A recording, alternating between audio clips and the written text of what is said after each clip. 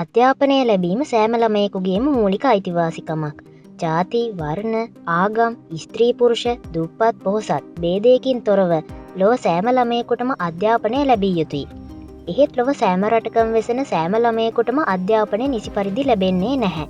යුද ගැටුම්, ත්‍රස්ත ප්‍රහාර, දරිද්‍රතාව, වැඩිහිටියන්ගේ නූගත්කම, භූගෝලීය දුෂ්කරතා ආදී විවිධ හේතු මත ළමයිගේ අධ්‍යාපන කටයුතු වලට බාධා අවහිරතා එල්ල වී තිබෙනවා. එහෙත් අකුරු කරන්නට කැමති දරුවන් සියලු දුෂ්කරතා බිඳ දමමින් කෙසේ හෝ පාසල් වෙත ගොස් අධ්‍යාපනය ලබනවා.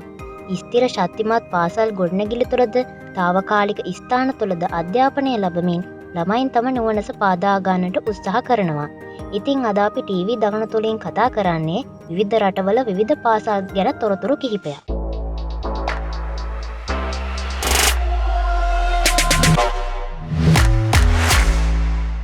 ලොව පැරණිතම නේවාසික පාසල එංගලන්තයේ කැන්ටබරිහි පිහිටි ද කින්ස් ස්කූල් ලොව පැරණිතම නේවාසික පාසල ලෙස සැලකෙනවා.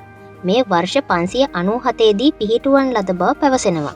ලොව විශාලතම පාසල ඉන්දියාවේ ලක්නෞහි පිහිටි සිටි මොන්ටිසෝරි ලොව විශාලතම පාසල වෙනවා. මෙහි සිසුන් 64547ක් සිටින අතර 2020 වසරේදී මෙය විශාලතම පාසල වශයෙන් ගිනස් වාර්තා පොතටද එක් වුණා. මෙම පාසල සාම අධ්‍යාපනය සඳහා වූ යුනෙස්කෝ ත්‍යාගයෙන් පිදුම් ලැබූ අතර 14 වෙනි දලයි ලාමා විසින් මනුෂ්‍යත්වයේ බලාපොරොත්තු යන සම්මානයද මෙම පාසලට ලබා දීලා තිබෙනවා. ලොව කුඩාම පාසල 2014 වසරේ වාර්තා වන අන්දමට ඉතාලියේ ටියුරින්හි ඇල්පෙටෙට් පිහිටි පාසලක අධ්‍යාපනය ලබන්නේ එකම එක සිසුවියක් සහ එකම එක ගුරුවරියක් පමණයි.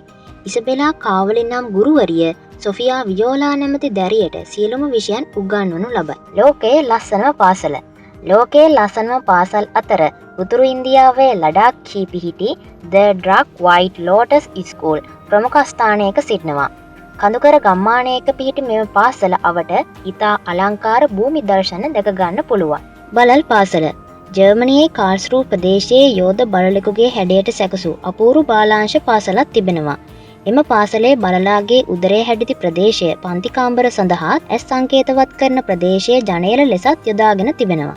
පාවෙන පාසල් බංගලාදේශයේ නිතරම අධික වර්ෂාව සමග ජල ගැලීම් සිදුවන නිසා බෝට්ටු පාසල් ක්‍රමයක් එරට ඇති කර තිබෙනවා. එරට විවිධ ප්‍රදේශවල බෝට්ටු පාසල් 100ක් පමණ තිබෙන බව පැවසෙනවා. ඒ වගේම ඉන්දියාවේ මණිපූර්හි ලොක්ටක් මිරිදියවිල ආශ්‍රිතවද පාවෙන පාසලක් නිර්මාණය කර තිබෙනවා. තවද නයිජීරියාවේ ලාගෝසි පැල්පත්වාසී දරුවන් සඳහා උණ ලීවලින් සැකසූ පාවෙන පාසලක් නිර්මාණය කර තිබෙනවා. ප්‍රවාහන පාසුකම් නොමැති නිසා පාසල් නොයන දරුවන් සොයා පාසල ඔවුන් අසලට ගෙන යාමේ අරමුණින් මෙම බෝට්ටු පාසල නිර්මාණය කර තිබෙනවා. වනාන්තර පාසල් එංගලන්තය, කැනඩාව, ස්වීඩනය, ඩෙන්මාර්කය ආදී රටවල බාලාංශ ළමය සඳහා වනාන්තර පාසල් නිර්මාණය කර තිබෙනවා. වයස අවුරුදු 3-6 අතර වයසේ ළමයි සඳහා විවෘත මෙම පාසල්වලට දරුවන් සමග මව්පියන්ද යනවා. ඔවුන්ට සොබාදහම නිරීක්ෂණය කරමින් එලිමහනේ විවිධ ක්‍රියාකාරකම් සමගින් අධ්‍යාපනය හැදෑරීමට මෙමගින් ඉඩකඩ ලැබෙනවා. ගස් නැගීම, ගහකොළ සහ වනය ආශ්‍රිත කෘමි සතුන් හඳුනා ගැනීම, ගස් කොටන් මත වාඩි වී ආහාර ගැනීම, කතන්දර කීම ආදී බොහෝ දේ ස්වභාවික පරිසරය තුළ ඔවුන් සිදු කරනවා. ජංගම පාසල් ඉරාකයේ බැග්ඩෑඩ් නුවර ගිනිකොන දිග ප්‍රදේශයේ විශාල බස්රියක් පාසලක් බවට පත් කර තිබෙනවා. ඒ අවට වාසය කරන පැල්පත්වාසී කම්කරු පවුල්වල දරුවන්ට අධ්‍යාපනය ලබා දීම සඳහා සැකසූ මෙය හෝප් බස් යනුවෙන් හඳුන්වනවා. ඒ වගේම වයඹදිග ඉන්දියාවේද පැල්පත්වාසී ළමයි සඳහා ජංගම පාසලක් බස්රියක් තුළ පවත්වනවා.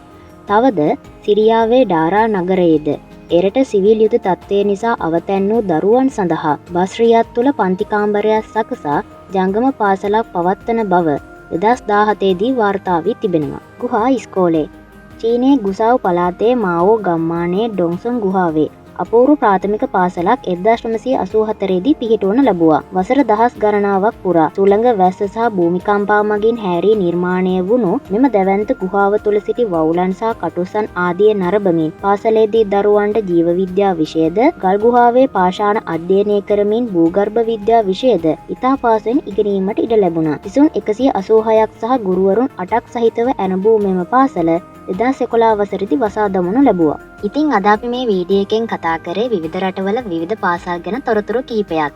ඊළඟ වීඩියෝ එකෙන් තවත් අලුත් මාතෘකාවක් ගෙන එන බලාපොරොත්තුවෙන් අදට නවතින්නම්. ඔයාලට සුබ දවසක්.